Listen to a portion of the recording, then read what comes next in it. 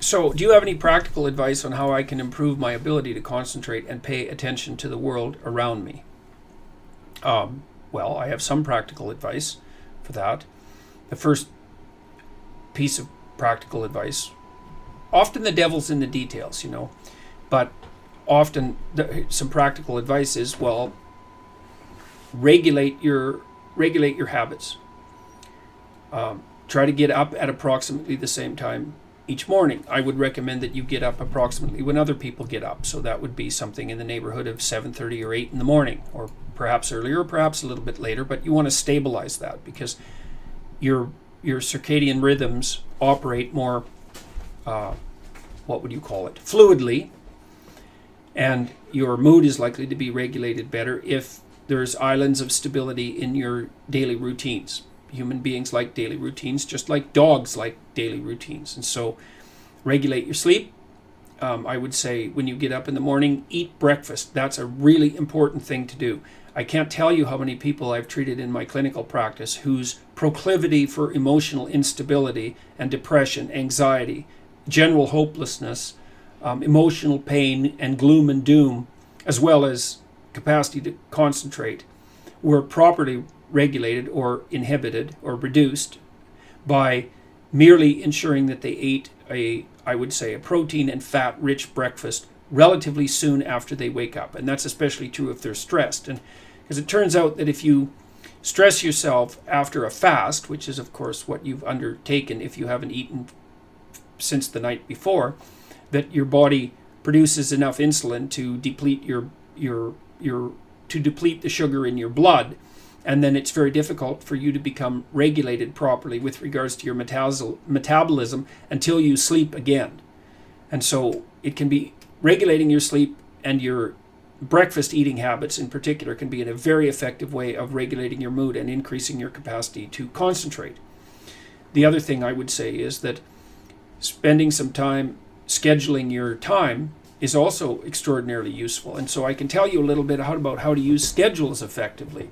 So the first thing I would do the first thing I would say is that you should develop a long-term plan.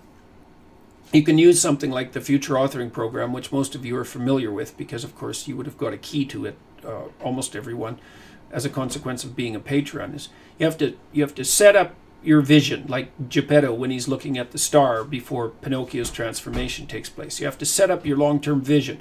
You have some vision of the good towards which you're working, and some vision perhaps of the hell that you're avoiding. And then I would say once you set up that vision so that you know how to orient yourself, then you should start designing your days. And you can do that very effectively with a calendar like Google Calendar. And instead of, many people say, well, I hate using a schedule, or I hate using a calendar. And what I would say about that is that if you hate using a schedule or a calendar, then you're probably using it wrong.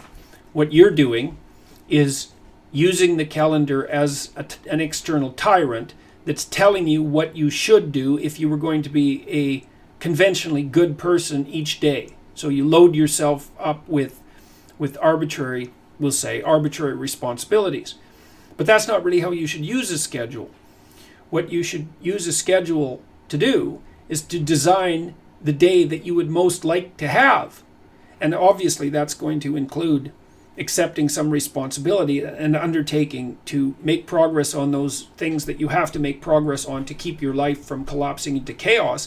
But it should also mean that you schedule in activities that make you actually want to have that day. And so if you're using a schedule properly, that it can be your friend.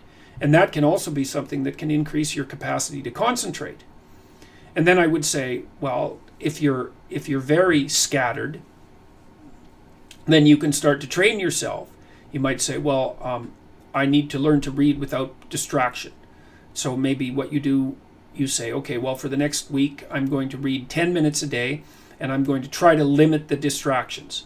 And if you're successful at that, then you could try 12 minutes a day. And if you're successful at that, you could try 15 minutes a day. And the trick is to set a goal for yourself that is slightly beyond your current level of performance, enough to be challenging, enough to be worthwhile if you accomplished, but not so difficult that you're likely to fail. and then practice incrementally day by day, trying to inculcate the habits that you want to inculcate, and assume that it'll take you a number of months or even a number of years in order to become very fluent at the habit. The important thing is to start improving incrementally, because incremental improvement pays off like compound interest. And so I would also say that the trajectory that you're on is more important than your starting point. And that's also an extraordinarily optimistic observation, because it means that direction is more important than current position. And I mean, current position matters, obviously, but I don't think it does matter as much as direction. So if you want to learn to concentrate more, define what constitutes concentration. Break it into micro habits, and then start practicing instantiation of those micro habits. So, very good advice here, Robbie Kelly says. How do you eat an elephant? You bite off one chunk at a time. Well, that's exactly right, and that's also the hallmark of behavior therapy, the issue. So what a behavior therapist does, and I'm an admirer of behavior therapy, although there's other psychotherapeutic approaches that I also appreciate to a great degree, for more, that are in some sense more conceptually sophisticated. But one of the things you do if you're a behavior therapist is take the problem at hand and decompose it into its micro elements, and then practice implementation of the micro elements. And that can be the inculcation of new habits, as I already mentioned, but that's also a great way of learning to face the things that you're avoiding, learning to confront the things you're avoiding that frighten you or that stop you in your tracks. So, you know, if you're scared of going to parties, or maybe scared of going out in public, you can also always go to the nearest bar for 10 minutes and sit there and have a drink and then leave, you know, and then maybe expand that up to 12 minutes, and then maybe dare at one point when you go out to say hi to someone. But again, don't ever underestimate the utility of incremental improvement. You can get a tremendous distance by engaging in incremental improvement.